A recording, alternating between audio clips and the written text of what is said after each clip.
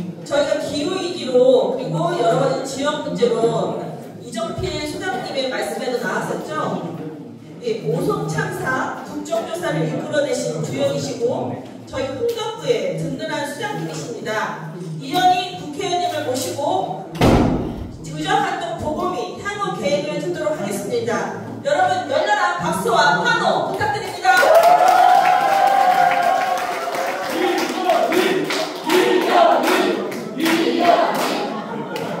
제일 마음에 듭니다.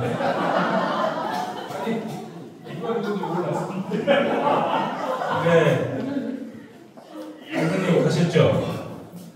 아까 부르셨죠? 네. 우리 가성님께서 저희들 수준을 너무 높이 받아서 아주 전문적으로 해주셔가지고 조금 지루했죠? 네. 우리 이영아 위원장님 앞으로는 저희들 수준을 너무 높게 보지 마시고 항상 재미있게 그러면서 내용 전달을 쏙쏙 들어올 수 있게 그렇게 좀 프로그램을 준비해 주시면 좋겠습니다. 저번에 돈이꾼 영화 얼마나 재미있고 의미 있었습니까? 그런 식으로. 그리고 다음번에 제가 좀 하고 싶은 특강이 있는데 뭐냐면은 요즘 온 세상이 다 AI 얘기하잖아요. 그래서 챗 GPT라는 프로그램이 5까지 이제 나왔는데 제가 여기 우리 모이신 핵심 당원들은 그래도 우리 일반 시민보다는 반 걸음 앞서 나가는 그런 좀 선진적인 그런 분들이라고 생각을 하고 있어서 근데 요즘 AI 챗 GPT 이것 때문에 사람이 그것을 쓰는 사람과 활용할 줄 아는 사람과 활용 못하는 사람과의 격차가 한 시간씩 멀어지고 있어요. 그래서 국회에서도 저희 보좌진한테도 챗GPT 활용법을 습득을 해서 이제 업무에 활용을 하는데 정말로 놀랍습니다. 그래서 과거에 한 사람이 할 수 있던, 10사람이 할 수 있던 일을 지금 한 사람이 다 처리해요. 그래서 제가 올해 안에 우리 핵심 당원들하고 같이 챗GPT 활용법을 좀 강의 시간을 좀 만들려고 합니다. 그래서 여러분들의 핵심 당원들의 수준이 능력이 높아져야 우리 또 민주당이 발전할 수 있고 지역사회가 더 든든해질 수 있기 때문에 그런 시간을 만들려고 하니까 말로만 듣던 AI 그리고 챗GPT 활용법을 본인 스스로 습득을 해서 이 활용하기 시작하면 더 놀라운 세상이 펼쳐집니다. 여러분들 꼭 들으실 거죠? 네. 올해 안에 강의를 좀 만들어서 꼭 해보도록 하겠습니다. 그때는 아주 재미있는 강사를 불러서 재미있게 쏙쏙 전달할 수 있도록 그렇게 준비를 하겠습니다. 오늘 우리 박상돈 사무국장께서 순서 배치를 저를 1번으로 했으면 여기 아마 절반을 생각하셨을 텐데 다 남아 있으라는 취지에서 제 강의를 제일 늦게 이렇게 해놨습니다. 그래서 우리 박상돈 사무국장께서 최근에 한 2달 동안 여의도에서 당에서 벌어진 일들에 대해서 약간 간략하게 보고할 수 있는 그런 좀 순서를 갖자 이렇게 해서 오늘 요 취지가 마련됐는데 한 1, 20분 정도 간단하게 말씀을 드리도록 하겠습니다. 먼저 저희들 흥덕부의 가장 큰 뉴스는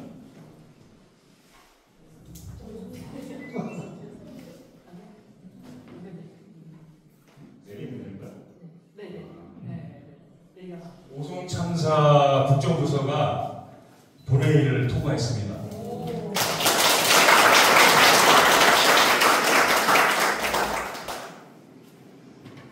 당일날 유족들 본회의장에 방청도 하셨고 전화도 주셨는데 반응은 정말 통과되는 겁니까?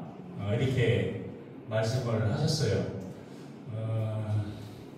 2년 동안 많이 너무 오래 기다렸고 실제로 될까 이렇게 의문을 갖는 분들이 많았는데 일단은 1년 전에 저희가 188명의 서명을 받아서 국정조사 요구서를 제출했는데 역대 국정감사 요구서 중에 야당 전체 188명이 서명 받은 것도 처음이었고, 그래서 원래 계획은 그러니까 작년에 통과시키려고 계획을 했었는데, 이게 갑자기 계엄이 발생하는 바람에 현안 자체를 다 붙여버렸어요. 그리고 또 대선까지 하고. 근데 이게 이제 그때 8월달에 하고 나서 한참 시간이 지연되고 그러니까 이제 그 의원들, 여야 의원들한테는 이게 오송참사가 다 또 머릿속에서 지워져 버린 그런 상태였어요. 그래서 저도 이제 조바심도 들고 좀 초조함이 좀 들더라고요. 그래서 저희 당 의원총회 할 때 제가 발언권을 따로 신청해서 오송참사에 대한 얘기를 계속 환기를 시켰어요. 3-4번 정도 의원총회에서 말씀을 드렸고, 그래서 그런 덕분인지 대통령께서 취임사에서 오송참사를 지상규명에 대해서 말씀을 해주셨고 몇 차례 말씀을 해주셨어요. 그러면서 이제 오송참사 국정조사가 동력이 생기기 시작했고, 결정적으로는 대통령께서 여기 오송참사 현장에 오셨잖아요. 오셔서 그런 사회적 참사에 대한 대통령의 국정 최고 책임자의 분명한 의지를 보여주셨기 때문에 당에서도 그리고 국민의힘에서도 이 오송참사 국정조사는 이걸 안 할 수가 없겠구나, 이런 이제 사회적 분위기가 형성이 됐습니다. 그리고 작년에는 제가 또 우원식 국회의장을 만나서 오송참사에 대해서 말씀을 드렸고, 특히 이제 우원식 국회의장은 참사에 대한 그 의식이 다른 국회의원들보다 좀 월등하게 높으세요. 그리고 생명안전 포럼 대표도 맡아서 하셨기 때문에 우원식 의장께서 오송참사에 대해서 내가 한 약속이 있기 때문에 반드시 지키겠다, 이런 말씀을 하셨고, 그때 우원식 의장께서 저한테 해주신 말씀이 뭐냐면은 너 이거 하려면 대충 하면 이거 못한다. 그러니까 단식이라도 해. 그래서 알겠습니다. 제가 반드시 기회가 되면 꼭 단식하겠습니다. 그래서 그런 각오 때문에 사실은 개헌 때 그 국회의원들 많은 분들이 단식을 했잖아요. 그래서 저는 이제 단식에 참여를 못한 게 오송참사 때문에 단식을 해야 될 일이 생길지 모르기 때문에 이걸 좀 아껴두자. 이렇게 해서 제가 개헌 때도 안 하고 꼭 하고 간직하고 있다가 이거 오송참사 때 만약에 그 8월 달에 이거 27일날 통과 안 됐으면 바로 단식 들어가려고 했었습니다. 그래서 뭐 에피소드를 말씀드리면, 원래는 그 원내대표한테 오송참사 국정조사 이번에 반드시 처리합시다 얘기했더니 그 원내대표, 김병기 원내대표는 그럼 7월 23일 합시다 그러는 거예요. 제가 봤을 때는 불가능한 부분인데 저렇게 큰 소리를 치더라고요. 그래서 알겠습니다. 그랬더니 아니다 다르니까 7월 때는 안 되겠네. 그럼 이 8월 사이가 합시다. 그래서 그럽시다. 그럼 8월 사이 꼭 합시다. 그랬더니 그때 이제 행안위에서 여야 이제 협상을 하는데 그 행안위 저쪽 간사가, 국민의힘 간사가 이게 당 자체는 반대인데 이거를 안 할 수는 없을 것 같으니 그러면 그때 이제 필리버스터하고 그랬잖아요. 이번에는 그러면 하지 말고 만약에 8월 말에 처리하면 우리가 합의해서 처리하겠다. 이렇게 해서 그 안을 가지고 이제 원내대표 지도부가 저한테 어떻게 하면 좋겠냐 선택을 해라. 8월 4일에 단독으로 처리할 건지 아니면 27일 합의 처리할 건지. 근데 단독으로 처리하면은 지금까지 국정감사는 단독으로 처리한 얘기가 없거든요. 그렇게 되면 이제 단독으로 처리하게 되면 야당이 합의를 안 해줬기 때문에 김영환이나 이범석 시장이 여야 합의가 없기 때문에 우리는 저희 감사 참여 안 하겠습니다. 중지해서 거부하겠습니다. 이렇게 하면은 그거를 강제할 방법이 없어요. 그러면 국정감사가 파행이 되고 우리끼리만 하는 꼴이 돼서 그렇게는 안 되겠다 싶어서 좋다 그러면은 합의 처리를 전제로 8월 말에 하자. 만약에 안 되면 단독으로 처리하는 것을 조건으로 해서 그럼 8월 말까지 기다리겠다. 이렇게 해서 27일날 통과가 됐는데 그러는 바람에 한 2달 이렇게 늦춰진 바람에 국정조사 기간이 30일로 조금 짧아졌습니다. 그래서 그리고 이제 원래는 청주에 있는 4명의 국회의원들이 다 사보임을 해서 행안위 가서 국정조사를 하기로 했는데 지금 정부조직법 개편안이 이제 행정안전위에서 처리한 그 상임위인데 9월 25일 날 정부조직 개편안이 25일 날 본회의에 상정돼서 처리될 예정입니다. 본회의 그 행정안전위에서 가장 큰 사업이어서 그것을 사보임에서 하게 되면 논의를 못하기 때문에 최소한 그러니까 지금 현재 행안위 안에 이강희 의원이 계시고 그래서 지역구인 저만 사보임에서 국정조사에 참여를 하고 나머지 2분 의원은 그냥 참여를 안 하는 걸로 그렇게 정리가 돼서 이번 국정조사에는 이강희 의원님하고 저하고 2분이서 청주지역에서 참여를 해서 국정조사를 하게 될 것 같습니다.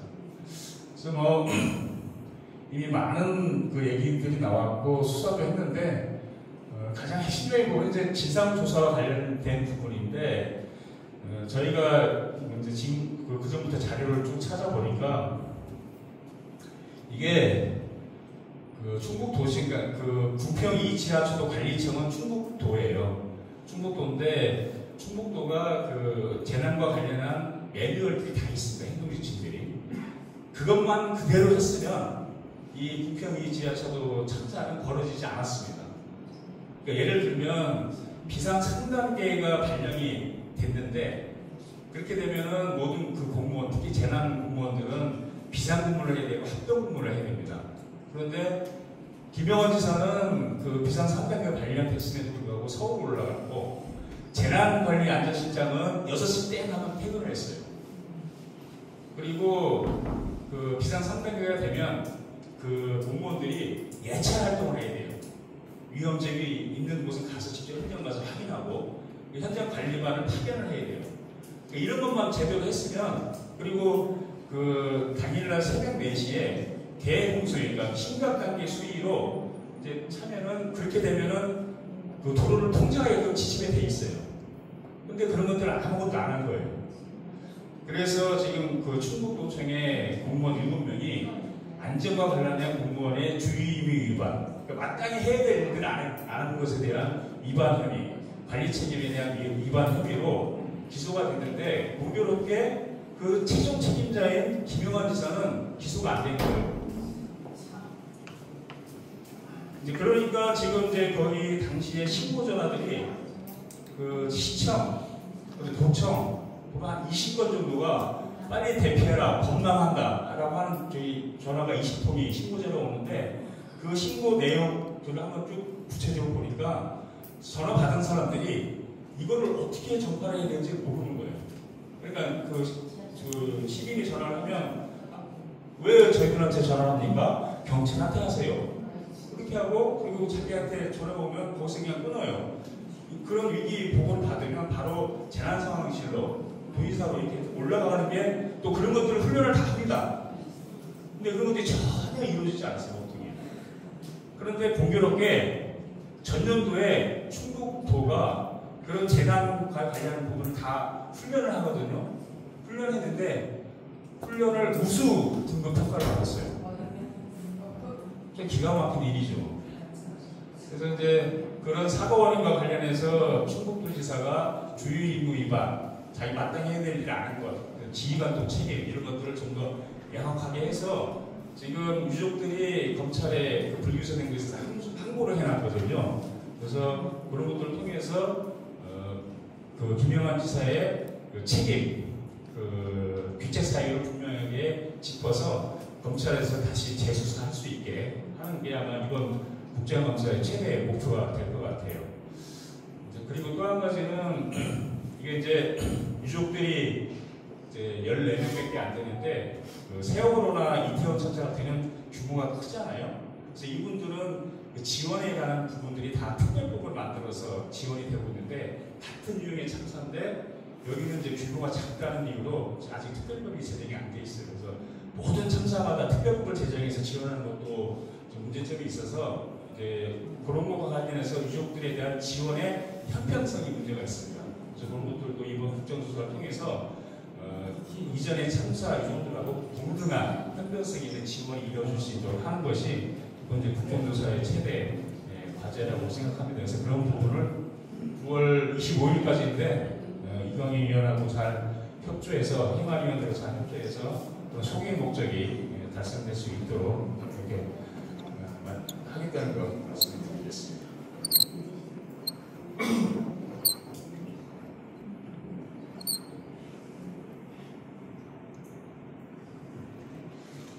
어제 대통령께서 이제 민주당 의원 전환하고 같이 모창을 하셨거든요. 다 뉴스 보셨을 겁니다. 이제 어제 뵀더니 확실히 더 여유가 있어지셨더라고요. 전체적으로 일정을 임하는. 근데 거기서 이제 언론에 보도는 안 된 것 중에 몇 가지를 소개를 해드리면, 하여튼 한미 정상회담 하는데 모든 총력을 다 하셨다고 그러더라고요.